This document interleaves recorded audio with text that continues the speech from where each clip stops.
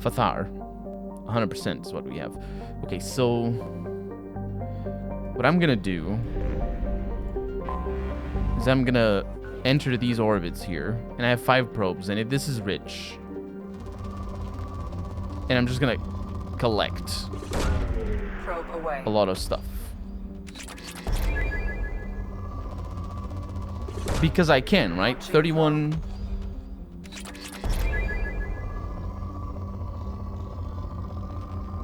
Like, it is weird, right? That the bar for platinum is full up. Right? That's weird. But it isn't full. You can have all the things. And I will have all the things. Okay, let's leave and go back to Sahrabarik over here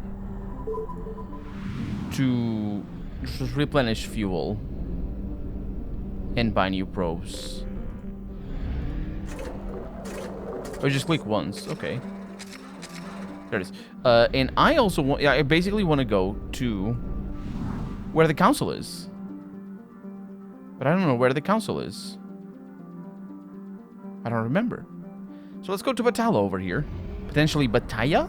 Battaglia? I don't know. And let's look around. We have a lovely star and a planet unexplored. Ooh. A step above a carbonaceous asteroid, Logaziri is a planet with a carbon-heavy crust and a trace atmosphere of CO2 and helium. Its surface is cool enough to have liquid water, but it is rapidly drying out as it has lost the critical mass to have a self-sustaining hydrologic cycle. Nevertheless, the Batarians have colonized the world. Really? It's interesting. But it's apparently hot. Okay, let's scan, because even though it's colonized, it is mine. So, you know. Probe launched.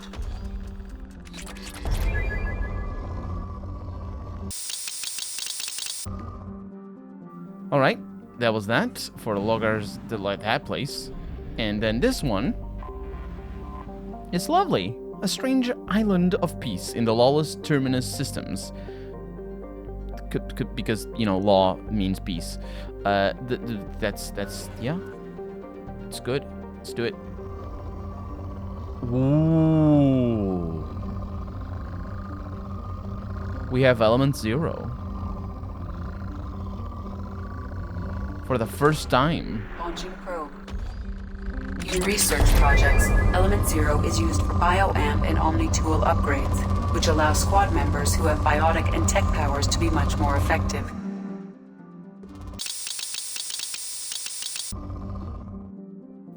It's pretty good, pretty sweet. And now there's another planet.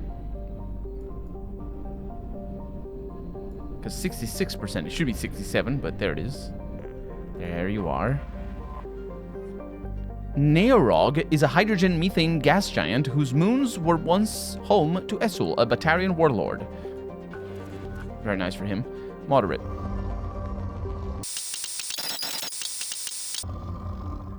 Alright. Pretty good haul. Moving on. Let's go here. Oh, I forgot there's clusters. We're in a single cluster. That's why there's not that many systems. Oh. Punished with UV and gamma radiation from the Class F stars. Okay, it's rich though, so give me all of your riches.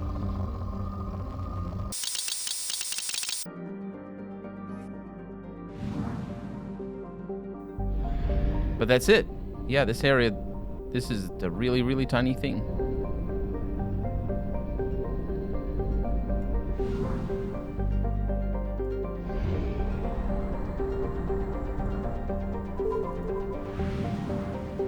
This one is not as tiny. It's got 3 planets. One, okay. Rich.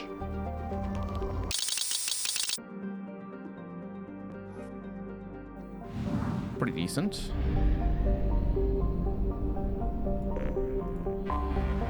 And I'm just a rocky planet with a crushing atmosphere. A what? A crushing atmosphere?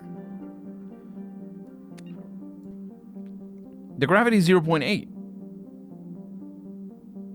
How is it 47 bar?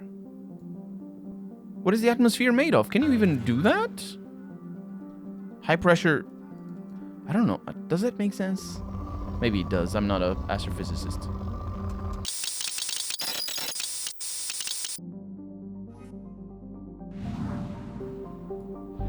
And last but not least, potentially, Fathar. It looks really cool. And it is rich. No, I am rich. Alright, I think that's it for this area. That's why I couldn't find the council here. There's no such thing as a council in this area. Alright. Buy fuel.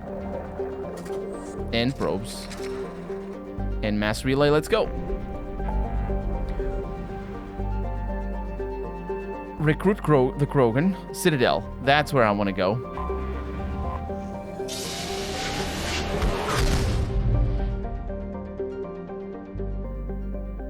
It's only a mass relay. It's only a single cluster as well. Or only the Citadel, I should say. Supposedly constructed by the long-extinct Protheans, this colossal deep station serves as the capital of the Citadel Council. Gravity is simulated through rotation and is a comfortable 1.02 standard Gs on the wards, which are these things over here, and a light 0.3 standard Gs on the Presidium ring, which I don't actually know where is, but it's the light. So, there it is. Let's dock.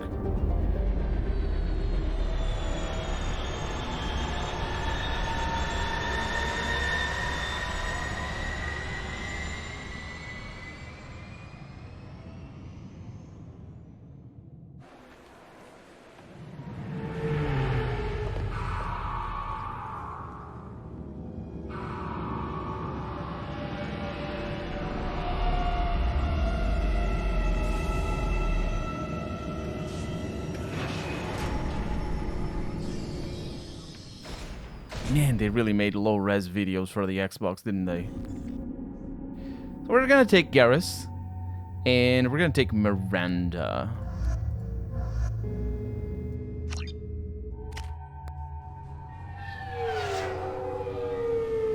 See, this is much better resolution.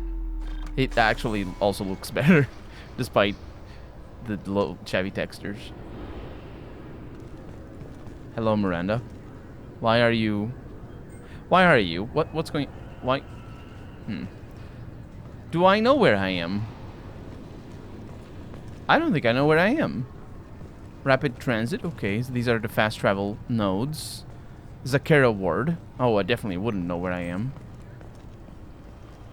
Mid-wards shuttles. Oh. Oh, I got in through a shuttle, of course. Oh, and by the way, it says supposedly... constructed by the Protheans. It's definitely constructed by the Protheans. This recruits is a 20-kilo ferrous slug. Feel the weight! Every 5 seconds, the main gun of an Everest-class dreadnought accelerates 1 to 1.3% of light speed. It impacts with the force of a 38-kiloton bomb. That is 3 times the yield of the city buster dropped on Hiroshima back on Earth. That means Sir Isaac Newton is the deadliest son of a bitch in space. Now, Serviceman Burnside, what is Newton's first law? Sir, an object in motion stays in motion, sir. No credit for partial answers, maggot! Sir, unless acted on by an outside force, sir. Damn straight! I dare to assume you ignorant jackasses know that space is empty. Once you fire this hunk of metal, it keeps going till it hits something. That can be a ship, or the planet behind that ship. It might go off into deep space and hit somebody else in 10,000 years. If you pull the trigger on this, you are ruining someone's day, somewhere and sometime. That is why you check your damn targets. That is why you wait for the computer to give you a damn firing solution. That is why, Serviceman Chung, we do not eyeball it. This is a weapon of mass destruction. You are not a cowboy shooting from the hip. Sir, yes, sir. Actually, that's not how that works. I'm pretty sure. But yeah, I was just gonna say this was definitely built by the Protheans, and that thing over there, I don't remember what they're called, but we find their mystery in the first game, and we confirm that this was indeed built by the Protheans, and I don't know what it says supposedly, but it's definitely. Also, you're ruining somebody's day somewhere, sometime. That's not true. Mostly because most planets are not inhabited, but also mostly because you're just gonna hit space and nowhere.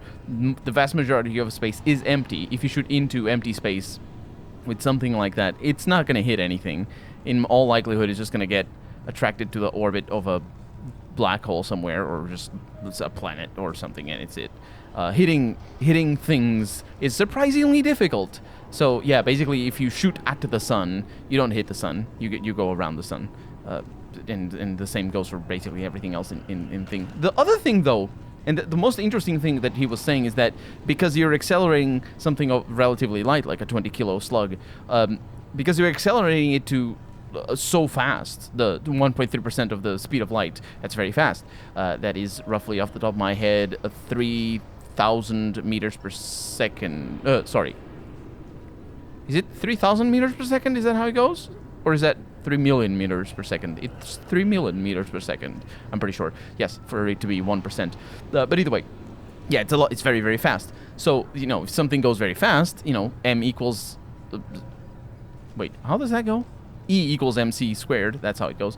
And for the energy of the speed is conserved, and so if you hit something with it, it's going to be like if it were a much bigger slug hitting at a slower speed. It's basically it scales. The problem is over-penetration, and that's a problem in real-life weaponry and in ballistics, really, but it's definitely the problem with real-life weaponry. If you hit a ship with it, it just goes through the ship. It doesn't explode the ship. So the whole thing about it being 3 times as big as the bomb in Hiroshima, it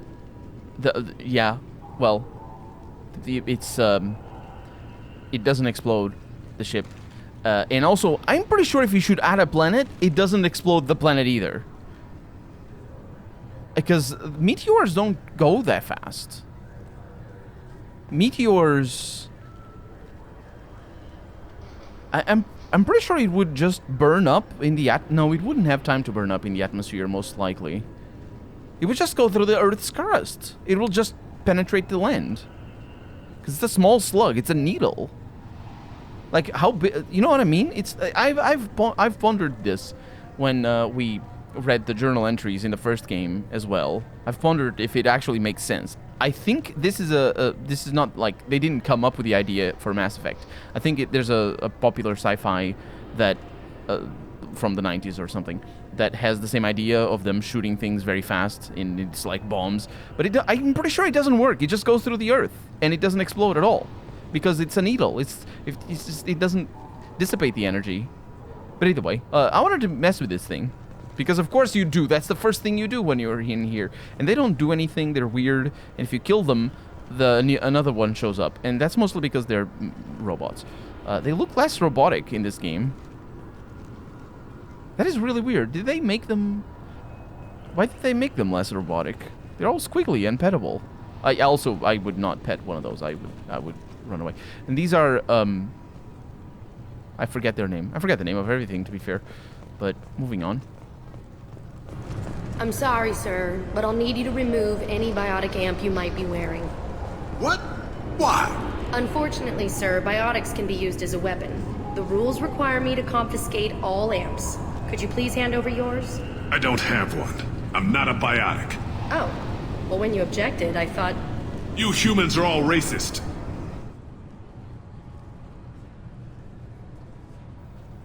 Well, yes, but also, what does that have to do with a biotic? Are they... Do they tend to be biotic? CSEC Customs. Yeah, biotics are, Who is biotic? Miranda is biotics. Or is it Jacob? Or both of them? Yeah, it's the thing. It's the powers. It's superpowers. Gunnery Chief. So, okay. So, since I can't talk to Garrus, though. I thought it might be nice to come back here and see how it's changed, but it's just like it was. Same dirty streets, same unrepentant scavengers, same revolving door prisons. Being security here is a terrible job. This is exactly why I left. I didn't notice any prisons in here when I was here. And I certainly don't notice any roads.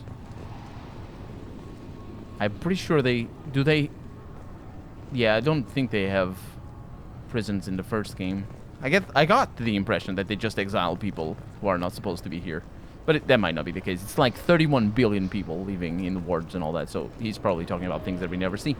A source reports that the attack on the human colony of Freedom's Progress is being investigated as a possible terrorist attack by dissidents from former Council races. While no formal statement has been issued, the Council has made formal information requests of the Salarian Special Tasks Group. An independent inquiry has dismissed claims by one Corporal Toombs about a shadowy organization known as Cerberus. A disturbed Toombs says Cerberus held him prisoner for years, but investigators found insufficient evidence to validate his story. Huh. Wait. How is dirt on Cerberus supposed to make it difficult for Cerberus to operate within the galaxy if people don't even know that Cerberus exists? Maybe I misunderstood something. The Systems Alliance Parliamentary Subcommittee for Transhuman Studies has awarded reparations for biotics suffering complications from L2 implants.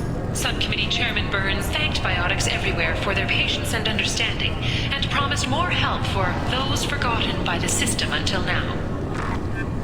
Certa Foundation is likely to close by the end of this fiscal year. The Foundation never recovered from a deadly attack by biotic extremists on one of its medical centers 2 years ago. I think that was in the first game. A quiet candlelight vigil is planned for hostages who died during the Batarian attack on Terra Nova. Reverend Michael Bowman, whose daughter Kate died in the fighting, is holding a non-denominational prayer service on the anniversary of the attack. That was definitely in the first game. Protesters have again attempted to extinguish the Shepherd Memorial flame on Torfin. Authorities issued warnings, but Admiral Hackett asked that no arrests be made.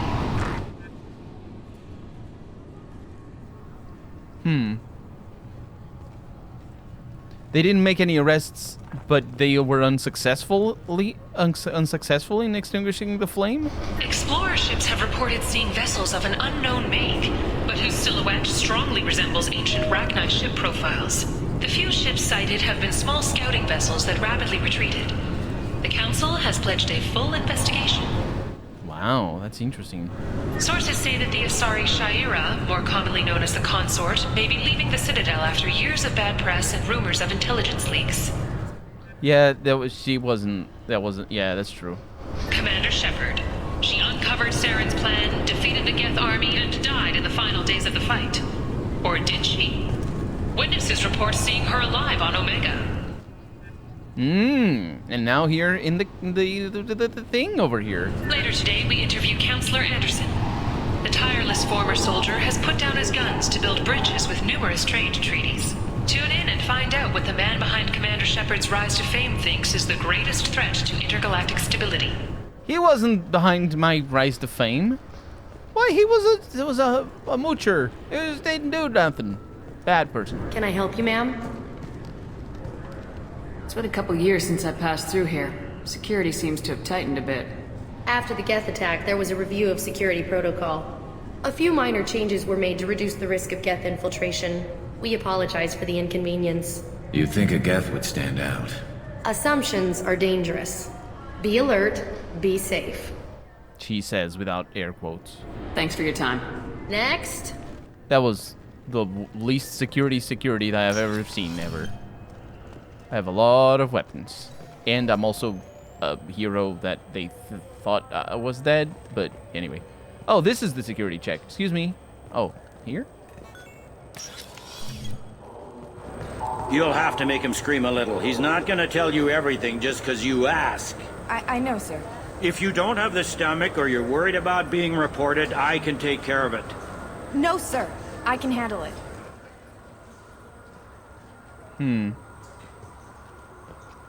Hey.